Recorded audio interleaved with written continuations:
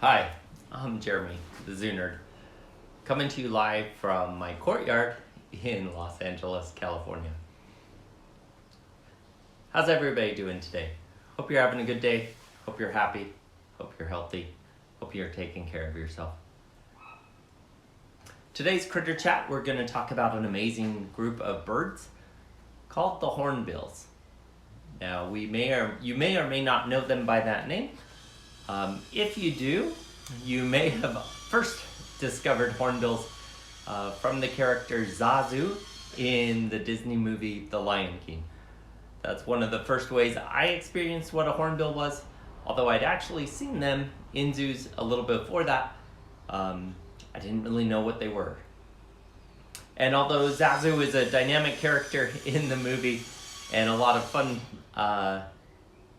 he's kind of one of the smaller hornbills, and they can be quite a bit bigger than him. So he's not necessarily the most typical of hornbills, although there are multiple species that size, especially in Africa.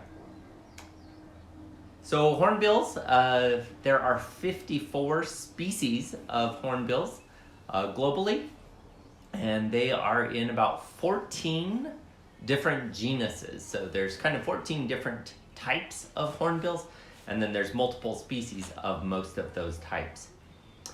And they come from tropical and subtropical areas in Africa and Asia.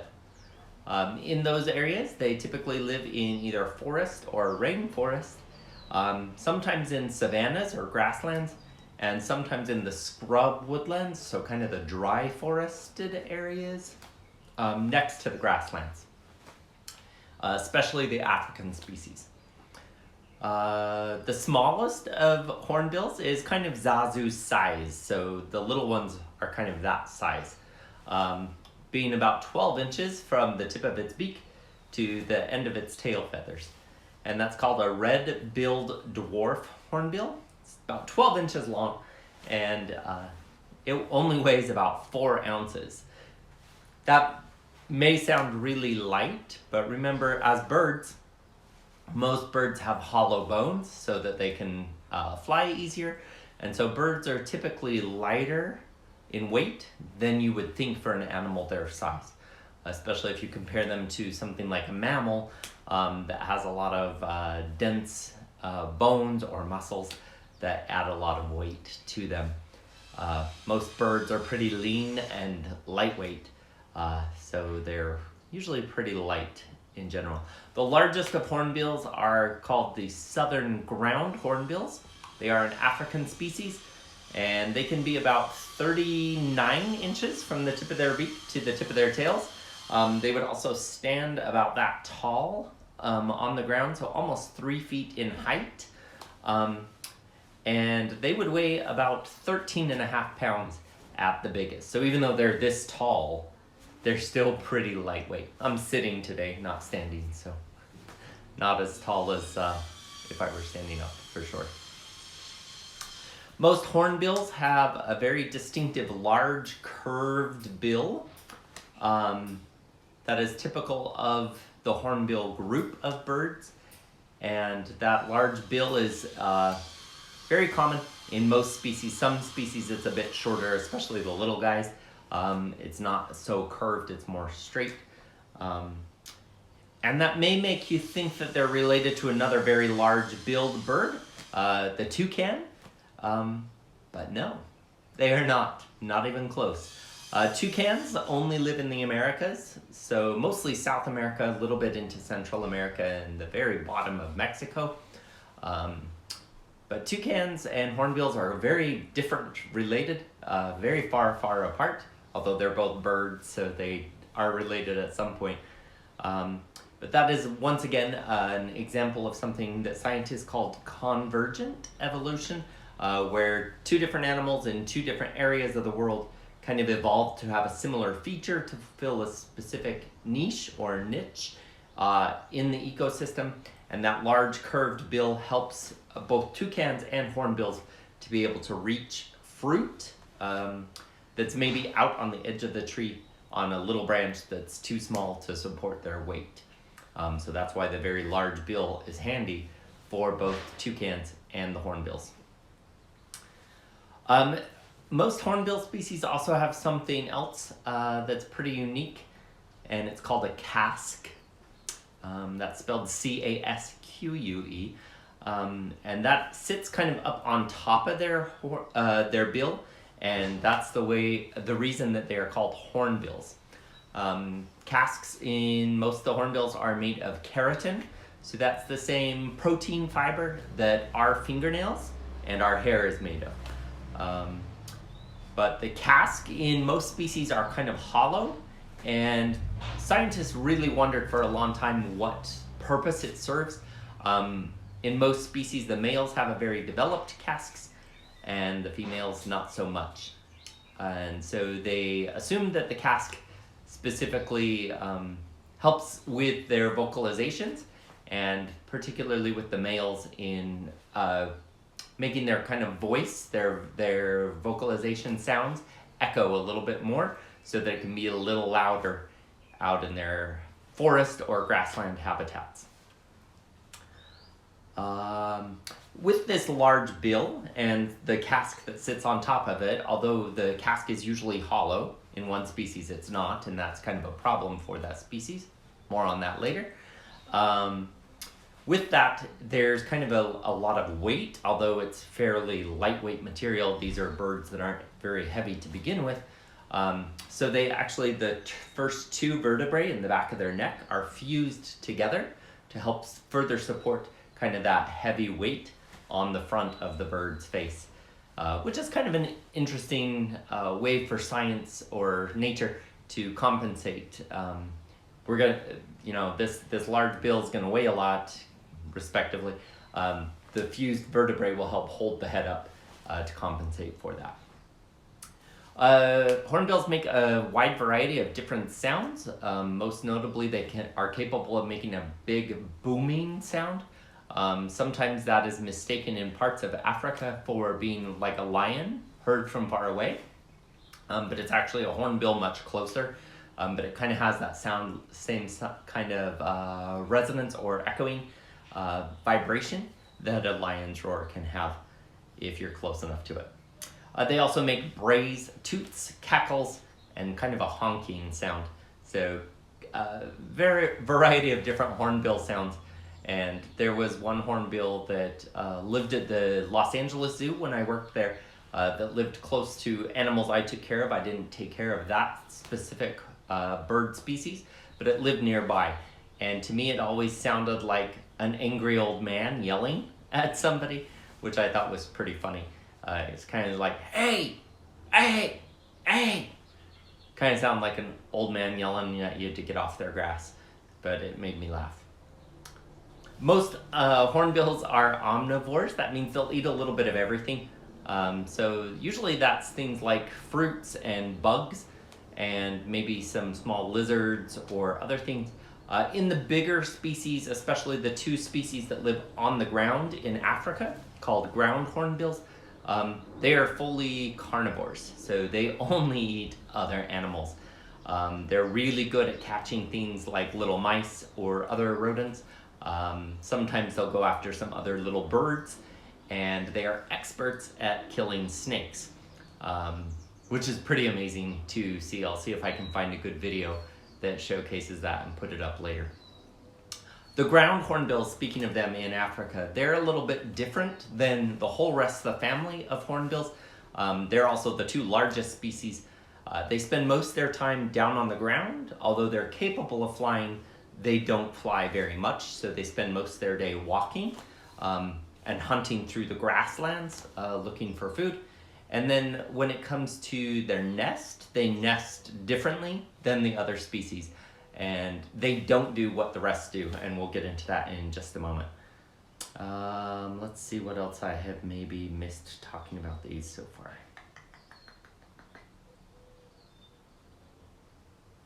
I think that's it for that part. Okay, so we can move on to nesting. Hornbill nesting is really unique. They do a very interesting process of their nesting, and it is completely built on trust between the female hornbill and the male hornbill. And when they first meet each other and start to get to know each other, it's very, very important that he gains her trust, because when it's time for them to have babies, after they breed, she will find a hollow part in a tree, like a little hole, sometimes made by other animals. Sometimes in the tropical forest, those kind of just happen with the way the tree grows, or sometimes the hornbills can kind of manipulate that a little bit and either add things or take things away that make that a better kind of nesting site. But she will then go into this hole in the tree, and the two of them will work together to seal her up in the hole, leaving just a very small opening, kind of like this shape.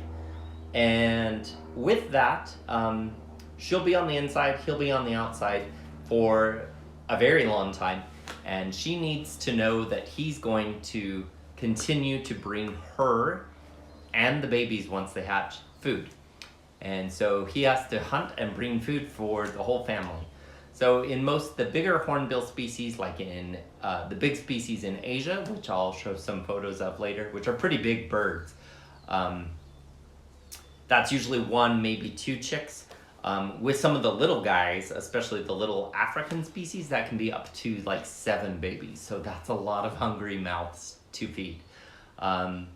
And through that hole that they make in the opening, they'll kind of block the rest of the opening up with a combination of mud and bird poop and feathers.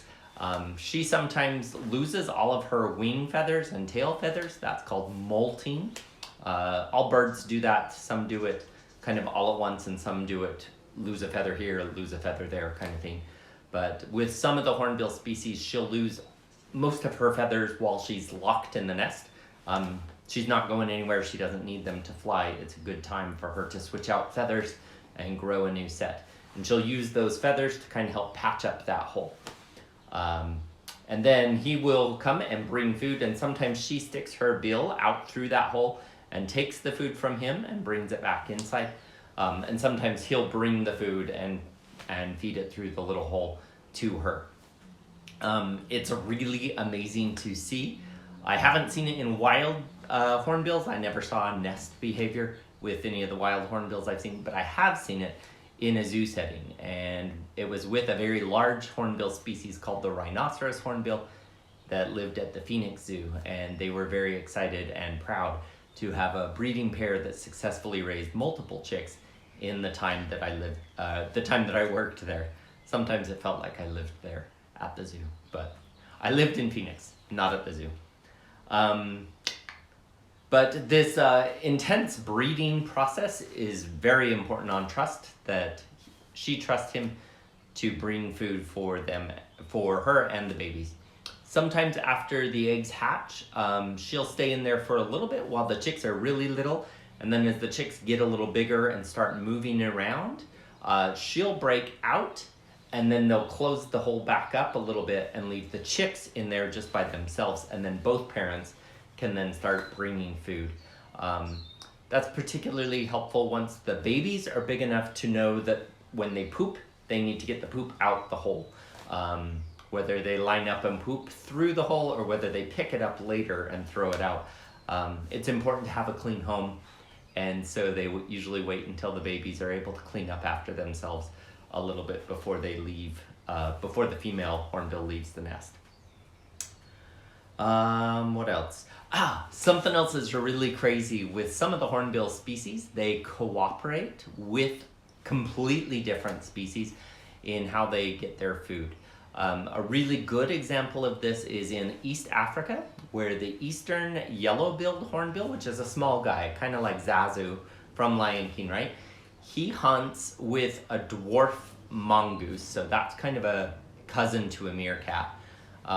So you use Lion King comparisons again. So the hornbill will wake up first. Hornbills usually are all daytime animals. They wake up when the sun comes up. They go to bed when the sun sets. But the hornbill will wake up and come and hang out near the burrow where the mongoose or mongoose or mongooses, however you want to say it. The hornbill will come and wake them up, And then when they are ready to go hunting, the mongoose usually run through the grass or sometimes down into other animals' burrows. And as they do that, they push insects up and out, and the hornbill will eat some of those insects. The mongoose will eat some of those insects. And some of the mongoose will eat other small animals too. And then the hornbills in return are extra eyes that help warn the mongoose. And it's pretty cool to have animals that are completely different types of species working together to find food. And there's several birds that do that. We'll talk about some others in a future episode. But hornbills are really smart to know to be able to get the mongoose to help them in their hunting.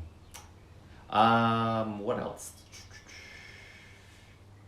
Oh, we talked a little bit about hornbills and toucans. They're not related. Hornbills are closer related to things like kingfishers. If you've ever seen a kookaburra from Australia, that is a good example of a kingfisher.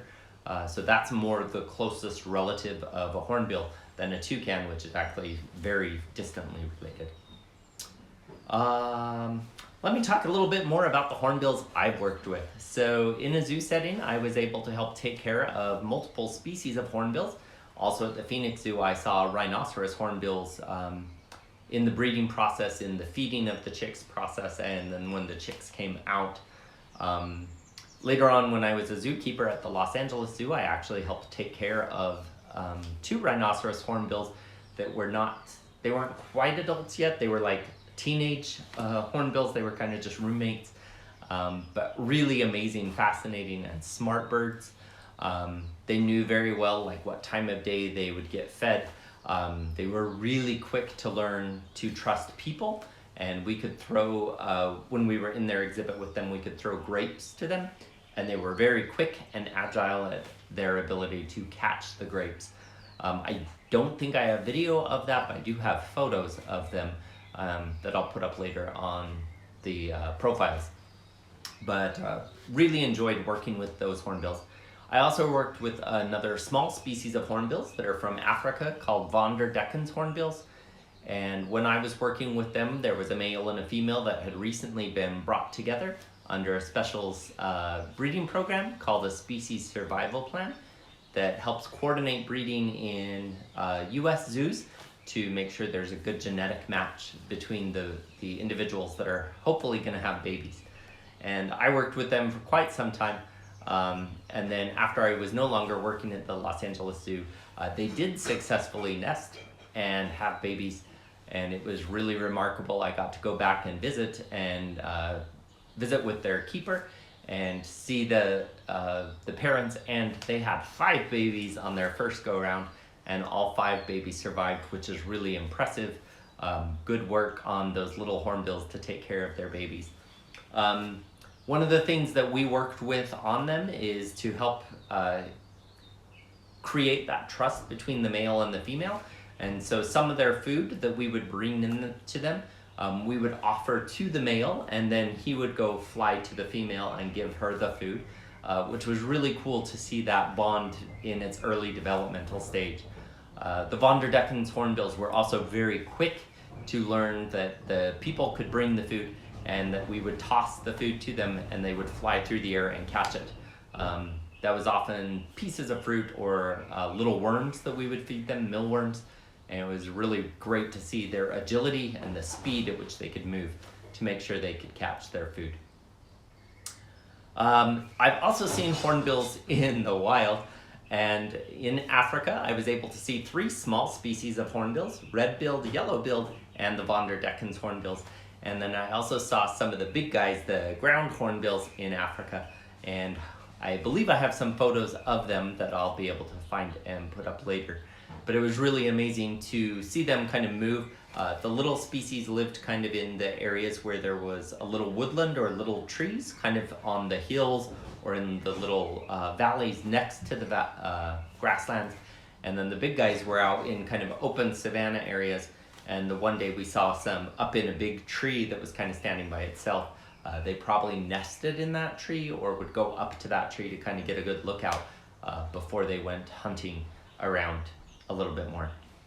Hornbills are, in addition to being very smart, they also live a very long time. Most of the species can live between 30 and 45 years, which is a pretty long time, especially for a bird. And a lot of birds can live quite long times, but yeah, that's really impressive to me. I read about a specific hornbill that lived at the San Diego Zoo and San Diego Safari Park.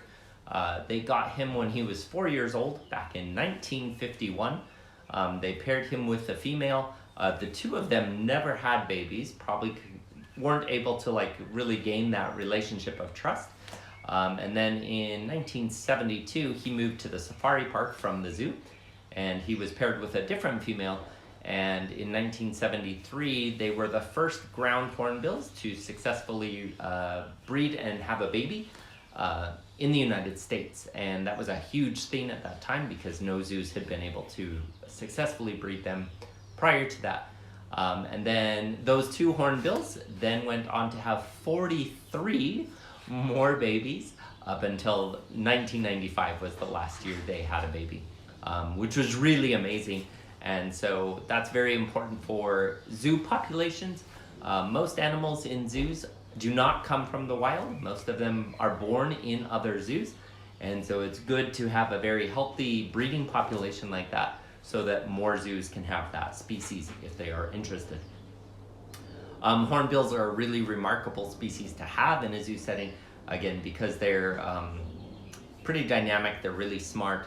They're also, I didn't really describe them color-wise, usually their bodies are either gray, brown, or black with kind of a whiter color on the belly, but very colorful on the head, and very bright bills, usually either yellow or orange or red, which makes them also a fun species. In thinking about that with the dark color and the light color, that would again be something we've talked about a little before called counter shading. It's very common in a lot of animals. We talked about it in the penguin episode of Critter Chat, but it's something that can help animals when they're out in their natural environment. If you, like for the hornbills, if there's a predator looking nearby, and if it's underneath them looking up towards the sky, the bottom of a hornbill is going to be light colored, usually white, cream, maybe a yellowish color. That may help them to blend in with the lighter colors of the sky above them. And then if they're a dark color, if there's another predator above them, which could be like a jungle cat or another bird of prey that may try to eat the hornbill, that dark color can help them blend in with the shadows and the dark colors down below in the forest. So counter shading is something that's really fascinating to me, and that is something that is true on some of the hornbill species as well. Now with the hornbills, there's 54 species. There's a good number of them that are listed as vulnerable, but there's also a good number that are not threatened at all. The species in Africa tend to be generally fairly robust populations with good numbers throughout a very big range. So that's very good news for those species. There are several species that are listed as endangered, and a couple species, especially in the Philippines and Indonesia, that are listed as critically endangered. And the threats that they face, their number one biggest threat is deforestation. So again, that's tearing down forest, especially rainforest areas, are a vital habitat to a lot of animals. And some of the countries over there have a really hard time with their economy, with making things work on a global scale. And one of the things they're doing is they're chopping down their forest to sell for wood, to be used around the world, and especially tropical forest woods are highly desired because they're very dense and they last a really long time and they're very beautiful. But that is a big problem with a lot of the deforestation is a huge problem for a lot of animals, including the specific hornbills. Their second biggest threat is hunting, and that's because people prize their feathers and also sometimes their bills or the casques on them for decoration. Sometimes their feathers are used in a lot of like traditional indigenous people use them in ceremonial headdresses and other coverings. So one thing that's being done with that, there's a cooperation between different zoos that have hornbills that when their birds lose some of the feathers, the zookeepers collect those feathers, and when they get a large number of them, they actually send them to a conservation organization that helps get them back to those indigenous people. So those people are less likely to go hunting for those birds, and there are feathers that are freely given to them to help them continue their traditional way of life and their traditional ceremonies without harming any birds in the process. There's also our special shout out today is a conservation organization called the Hornbill Research Foundation. They are located in Thailand. Thailand is a country in Southeast Asia where there are 13 different species of hornbills that live there. And one of the big things that they do is a nest monitoring program. So they employ local people to kind of walk out into the forest in areas where they have big trees. That's what hornbills really like, is big trees, because that makes a better nest location. And when they know hornbills are in the area, they employ local people to kind of stand guard almost and go in and check on the nest and make sure that people aren't trying to catch the hornbills or kill the hornbills or disturb the nest or cut down the trees. And they've been quite successful with this organization. Also, they work in close conjunction with the San Diego Zoo Global, who has done an amazing work for hornbills in the United States. Many of the hornbills that are here in the US today can trace their roots back to genetically some of those early bird populations that were at the San Diego Zoo. San Diego Zoo has had over 30 different species of hornbills in their collection at the zoo and the safari park. They have been very good to share those babies with many other zoos, and they've had over 520 different hornbill chicks born in their 100-year history at the San Diego Zoo. So congrats to them on that. That concludes what I have to share with you about hornbills today. I hope you found this interesting. I'll be putting up some videos and some photos later today on the profiles, specifically on the Facebook profile, where also this whole episode will be uploaded, as well as YouTube. So feel free to check those out later if you missed part of this or missed any of the other critter chats that you may be interested in. Also, feel free to like, follow, subscribe, and share any of the Zoo Nerd content with any of your family or friends that may find this interesting as well. So until tomorrow, be happy, be healthy, take care of yourself, stay home, have fun, and I will see you tomorrow. Thank you. Bye.